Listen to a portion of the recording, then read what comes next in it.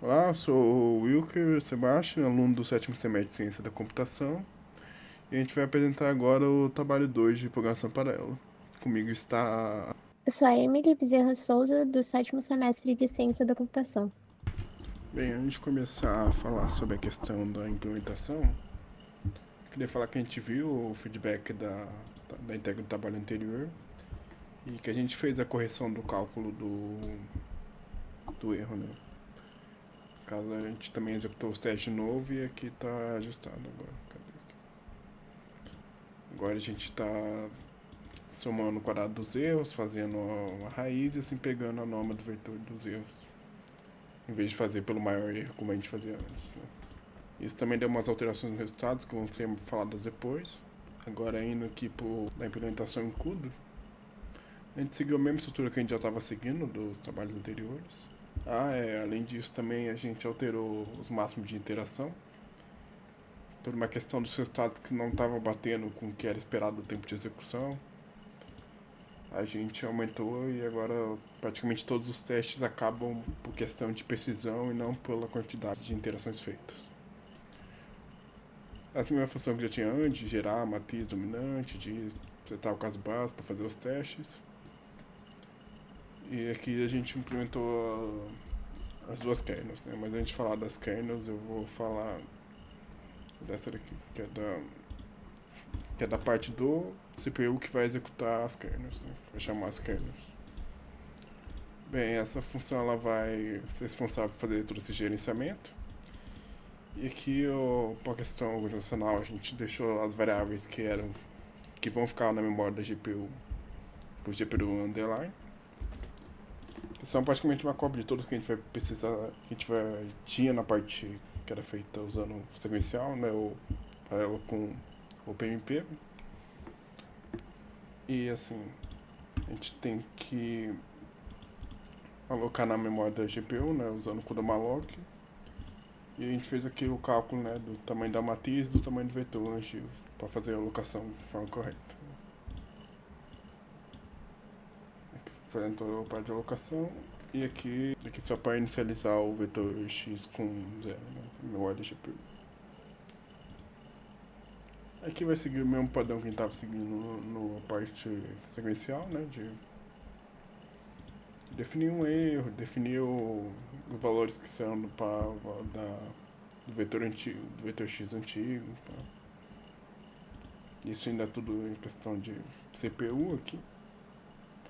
E aqui a gente vai calcular como vai ser feita a divisão dos blocos. Quantas threads vai ter por bloco, né? A gente está recebendo esse valor de threads aqui por bloco da linha de comando. Então vai vir aqui para definir. E assim, o cálculo é para fazer certo, tem que dividir a quantidade de 10 blocos suficiente para percorrer todas as linhas da matriz, né? Então por isso que é feito o cálculo aqui do tamanho do vetor mais os 10 blocos dividido pela quantidade de 10 blocos que vai ter, né? E aí a gente vai conseguir o tamanho certo de blocos para colocar nas grids. Essa aqui é a verificação, né, de tolerância de interação. No caso aqui, a gente mantém mesmo isso tudo, por mais que o máximo de iterações praticamente não está servindo de muita coisa aqui, porque sempre bate primeiro na questão do erro. Aqui para a gente fazer, inicializar o valor que está no total error, né, da soma total dos erros na GPU, da variável que a gente definiu aqui, que está no CPU, né. E aqui a gente vai chamar a primeira kernel, que é a kernel que vai fazer a parte da execução do método Jacob propriamente dito, né? Passando todos os valores que já passava antes no sequencial, mas agora com as variáveis estando na memória da GPU. E aqui a gente vai... Esse aqui é o kernel, né? Primeiro ele vai... Como isso aqui tá tipo como se fosse o nosso... Deixa eu pegar a versão para ela. Aqui. É como se fosse esse for aqui. Só que a gente vai estar executando, né, na GPU. Então não vai ser um for, vai ser chamar, vai cada bloco de threads vai executar uma linha, né? Para fazer esse cálculo, para a gente saber em que linha a gente está, tem que ser calculado o ID, né, da thread que está executando. Usando a fórmula aqui, né, pegando o ID do bloco, mais a dimensão vezes a dimensão do bloco, mais o ID da thread. Uma verificação se está se ainda vai, se o ID vai ser correspondente para executar isso aqui. Mais uma verificação para ver se não, nem no fora aqui, para ver se está batendo o tamanho aqui, para ainda continuar a execução. E aqui vai ser praticamente como era no sequencial, só que vai estar em paralelo, né? Então vai aqui, vai somar tudo, fazer o cálculo do Jacob, vai aqui somar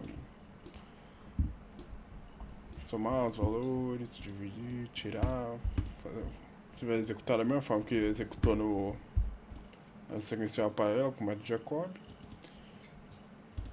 E aqui, né, a gente vai calcular agora pela norma do vetor, então ele vai pegar o quadrado de diferença.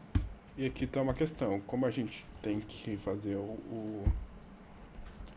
a parte de fazer a soma das diferenças quadradas de cada execução da linha. Então, para isso a gente está usando o método da adição atômica, né, para fazer essa soma e colocar no total error, só que esperando todas as threads finalizarem o trabalho para não ter problema de concorrência. Isso executado, a gente vai receber de volta aqui, colocar de volta aqui o total erro que vem da GPU, né, que está lá na memória, e colocar no processador. Agora vai o total erro do processador, vai fazer a raiz quadrada e a gente vai ter o erro, né, da norma do vetor. Aqui é o que é a da validação, quando a gente executa o caso base. E aqui a gente chama outra kernel. Essa kernel vai ser que nem a que tinha aqui que a gente fez por MPD, fazer a parte da cópia do vetor atual para o vetor antigo. Que a gente fez em paralelo, aqui também vai estar sendo executado em paralelo na GPU. E assim a gente ganha um tempinho a mais fazendo a mesma coisa, de pegar o ID para saber que linha a gente está e assim fazer a cópia. Isso tudo vai ser uma iteração, né? E assim vai continuar até a gente conseguir a precisão desejada. Aí aqui a questão de pegar... E aqui quando a gente pega da memória da GPU o vetor X, coloca pro nosso X da CPU de volta, aqui é só uma questão para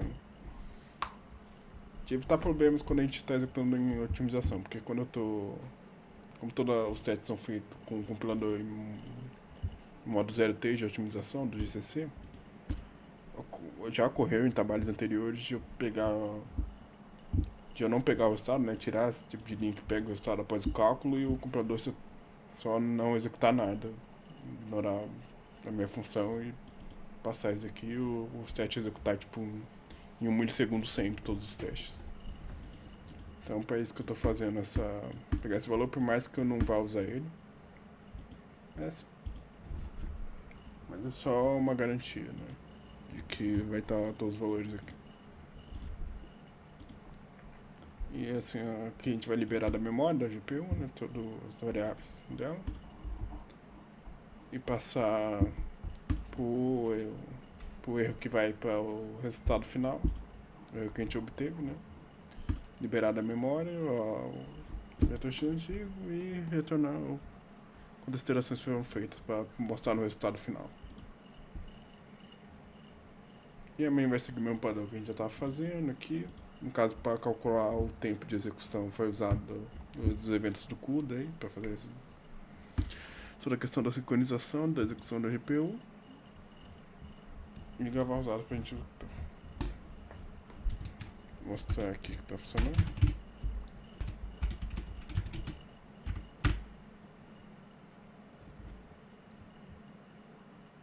Aqui é a compilação, vou executar.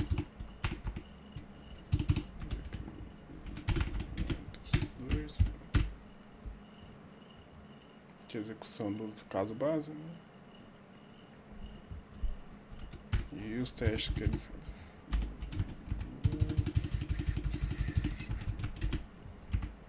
Aqui, como eu disse, a gente vai passar a questão de quantos testes por bloco vai ser. Eu vou testar aqui com 64, que a gente sabe que é o mais rápido que teve.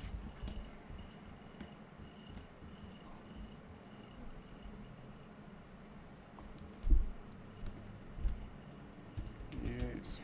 Vou interromper aqui só mostrar que tá fazendo tudo certo, que tá executando com as matrizes e os nossos testes. Né?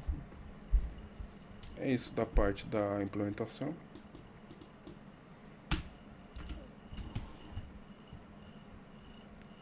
Agora vamos para os problemas que a gente teve, né? A primeira dificuldade que a gente teve foi com o erro de segment fault que estava dando na alocação de memória da GPU para CPU e da CPU para GPU, que a gente não sabia qual que era o problema, teve que revisar o código todo para descobrir que eram as variáveis que estavam, a gente estava confundindo, mandando variável errada, e para solucionar o problema, a gente denominou as variáveis da GPU com underline para diferenciar com as variáveis que estavam sendo calculadas na CPU. E o segundo problema que a gente teve foi no cálculo do erro, que como está sendo calculado em múltiplas threads, uma estava terminando antes que a outra e estava dificultando na hora de calcular tudo no final. E aí, para solucionar o problema, a gente usou a adição atômica, né, para calcular todas juntas no final e mandar de volta para a CPU e calcular a raiz quadrada do erro. Para análise de resultados, a gente corrigiu os testes do trabalho anterior que tinham um erro, e esses foram os novos valores obtidos. E o melhor resultado continua sendo o de 10 threads, né? E então vamos comparar ele com o CUDA, né? Em relação ao sequencial, a gente teve o melhor resultado em 64 threads por bloco, na matriz de 1024, que a gente chegou em quase 18. Já na matriz de maior tamanho, continua sendo o melhor resultado em 64 threads por bloco, que foi 16,20. Em comparação com o OpenMP, a gente teve uma perda, né, em relação às matrizes de menor tamanho, mas mesmo assim ainda um ganho significativo nas matrizes de maior tamanho, né, em 64 threads por bloco. Então, a GPU sempre vai superar, né, o OpenMP e o sequencial, comparando dados massivos, matrizes gigantescas. Bem, agora concluindo, só reforçando, né, a gente viu o feedback, a gente refez todos os testes que estão nos testes sequencial do OpenMP que a gente refez. Com relação a isso, deu uns dados diferentes, né? Se a gente tivesse refeito a análise, a gente chegaria em outras conclusões. Assim, aconteceu, né? E agora, com relação ao desempenho que a gente teve com o executando o CUDA, os ganhos foram muito consideráveis. Por mais que o ganho com o PMP não foi tão grande quanto eu esperava, mas aconteceu pelo menos, né?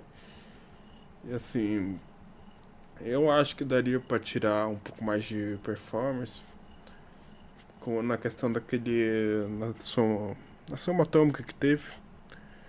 Talvez usando recurso de memória compartilhada para fazer uma redução local em cada bloco, mas aí. Individual o bloco, né? Mas aí. Eu não cheguei a pesquisar muito sobre, só lembro bem pouco do semestre anterior, que eu acho que o professor chegou a comentar no finalzinho sobre esse recurso. Mas é isso, com isso a gente conclui o nosso trabalho 2 e se tiver algum feedback para dar, a gente está aberto aí para conseguir melhorar na próxima entrega.